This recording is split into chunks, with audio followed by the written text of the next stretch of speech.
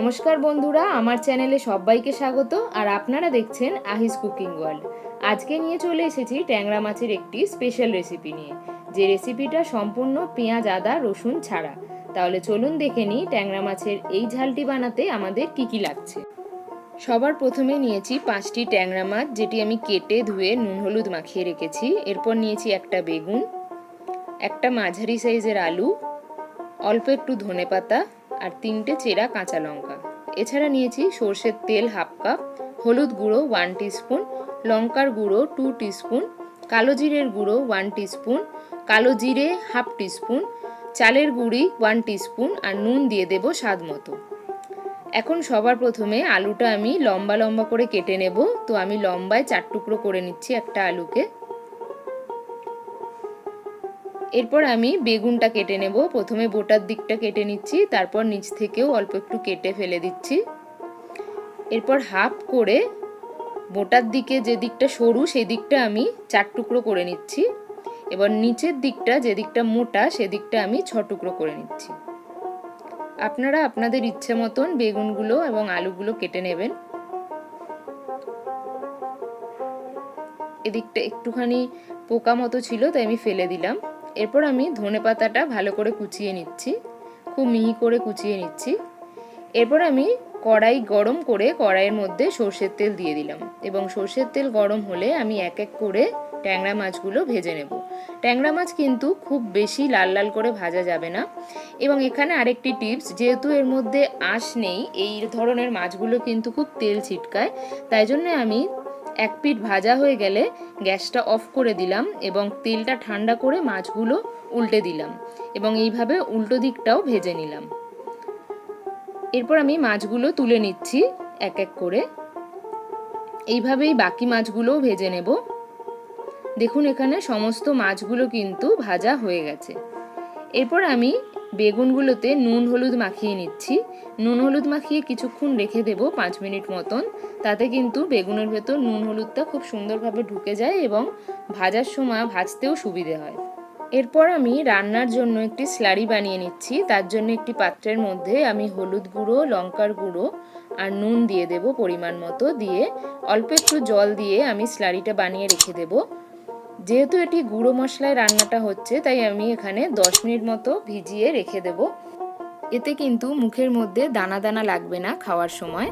এরপর চালের গুঁড়িটাও আমি স্লারি বানিয়ে রেখে দিচ্ছি, তার মধ্যে একটু জল দিয়ে ভালো করে মিশিয়ে রেখে দেব। এরপর আমি বেগুনগুলো ভেজে নিচ্ছি। মাছ ভাজার ওই তেলটার মধ্যেই কিন্তু আমি বেগুনগুলো ভেজে নেব। বেশ ভালো করে লাল লাল করে ভেজে নেব বেগুনগুলো। যেহেতু নুন হলুদটা আগেই দেয়া ছিল, তার ফলে এখানে ভাজার সময় সুবিধে হলো আর আলাদা করে নুন হলুদ দিতে হলো না। এখন আমি বেগুনগুলো একটা পাত্রের মধ্যে তুলে এক সাইডে রেখে দেব। এরপর আমি বাকি রান্নাটা করে ফেলবো। এখন আমি কালো জিরে ফোড়ন দিয়ে দিলাম। এরপর এর মধ্যে আলু দিয়ে দিলাম এবং খুব ভালো করে আলুটাও ভাজা ভাজা করে নেব। আলুটা আর আগে থেকে ভাজার দরকার নেই, এই কালো জিরে ফোড়ন দিয়ে এই তেলের মধ্যেই কিন্তু আলুগুলো সুন্দর করে ভেজে নেওয়া যায়। এরপর আমি যে স্লারিটা বানিয়ে রেখেছিলাম হলুদ গুঁড়ো, লঙ্কা গুঁড়ো আর নুন দিয়ে, সেই স্লারিটা দিয়ে দিলাম এবং ওই পাত্রের মধ্যেই অল্প একটু জল দিয়ে গুলিয়ে নিয়ে সেই জলটাও দিয়ে দিলাম, না হলে কিন্তু মশলাটা পুড়ে যেতে পারে। এবার খুব ভালো করে আমি কষিয়ে নেব আলুর সাথে এবং আলুটা সিদ্ধ হওয়ার জন্য আমি একটি ঢাকা দিয়ে দিলাম। 5 মিনিট পর আমি ঢাকা খুলে আবার একটু নাড়াচাড়া করে নিচ্ছি এবং এরপর আরেকটুখানি জল দিয়ে আবার ঢাকা দিয়ে দেব। জলটা না দিলে কিন্তু মশলাগুলো পুড়ে যেতে পারে এবং আলুটাও সিদ্ধ হবে না। আবার ঢাকা খুলে নিচ্ছি 5 মিনিট পর, আবার একটু নাড়াচাড়া করে নিচ্ছি। আবার সামান্য একটু জল দিয়ে আবার আমি ঢাকাটা দিয়ে দেব। এইভাবে 2-3 বার করলেই কিন্তু মশলা খুব ভালোভাবে কষানো হয়ে যায়। এইভাবে নাড়াচাড়া করে নিতে হবে। আবারও ঢাকাটা দিয়ে দেব। এবার আমি দেখে নেব আলুটা সিদ্ধ হয়েছে কিনা। দেখুন আলুটা আমি দেখে নিচ্ছি এবং আলুটা কিন্তু সিদ্ধ হয়ে গেছে, আর কিন্তু ঢাকা দেওয়ার প্রয়োজন নেই এবং মশলাও কষানো হয়ে গেছে, সুন্দরভাবে তেল ছাড়ছে। এরপর আমি এর মধ্যে জল দিয়ে দিচ্ছি পরিমাণ মতো। খুব বেশি জল দেব না, কারণ এটা যেহেতু ঝাল এবং ট্যাংরা মাছে বেশি জল জল হয়ে গেলে কিন্তু একদমই ভালো লাগে না। ঝোল ফুটতে শুরু করলে আমি এর মধ্যে এক এক করে ট্যাংরা মাছগুলো দিয়ে দেব। ট্যাংরা মাছ কিন্তু খুব বেশি কড়া ভাজা যাবে না, আমি এটা বারবার বলছি, তাহলে কিন্তু একদম খেতে ভালো লাগে না, একদম রাবারের মতো লাগে। মাছগুলো এক পিঠ হয়ে গেলে আমি এইভাবে উল্টে দিচ্ছি এবং খুব সাবধানে উল্টে দেবেন, না হলে অনেক সময় মাথার দিকটা ভেঙে যাওয়ার সম্ভাবনা থাকে। এই রেসিপিটায় পেঁয়াজ আদা রসুন একদমই পড়ে না, কিন্তু এত অপূর্ব খেতে হয়, না খেলে আপনারা কেউ বিশ্বাসই করবেন না।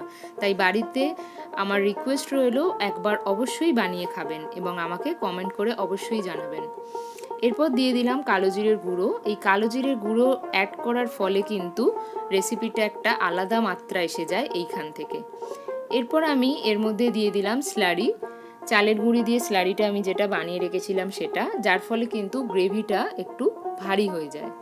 এরপর আমি এর মধ্যে দিয়ে দিলাম বেগুন, যেগুলো আমি ভেজে রেখেছিলাম। এরপর বেগুনগুলোকে হালকা হাতে খুন্তির সাহায্যে ঝোলের মধ্যে এইভাবে ঢুকিয়ে দিতে হবে এবং খেয়াল রাখতে হবে যাতে বেগুনগুলো একটুও ঘেটে না যায়। এরপর ওপর থেকে ধনেপাতা কুচি আর চিরা কাঁচা লঙ্কা দিয়ে আমি একটি ঢাকা দিয়ে দেব এবং গ্যাসের ফ্লেমটা অফ করে দেব এবং 5 মিনিট স্ট্যান্ডিং টাইমে রেখেই গরম গরম পরিবেশন করুন ট্যাংরা মাছের ঝাল। রেসিপিটি যদি ভালো লাগে তাহলে লাইক শেয়ার আর কমেন্ট করতে ভুলবেন না। আর চ্যানেলে যদি নতুন বন্ধু হয়ে থাকেন তাহলে চ্যানেলটিকে সাবস্ক্রাইব করে পাশে থাকা বেল আইকনটিকে প্রেস করে দেওয়ার জন্য অনুরোধ রইল। তাহলে যখনই আমি নতুন কোনো রেসিপি দেব সবার প্রথম নোটিফিকেশানটা আপনি পেয়ে যাবেন। Thank you for watching.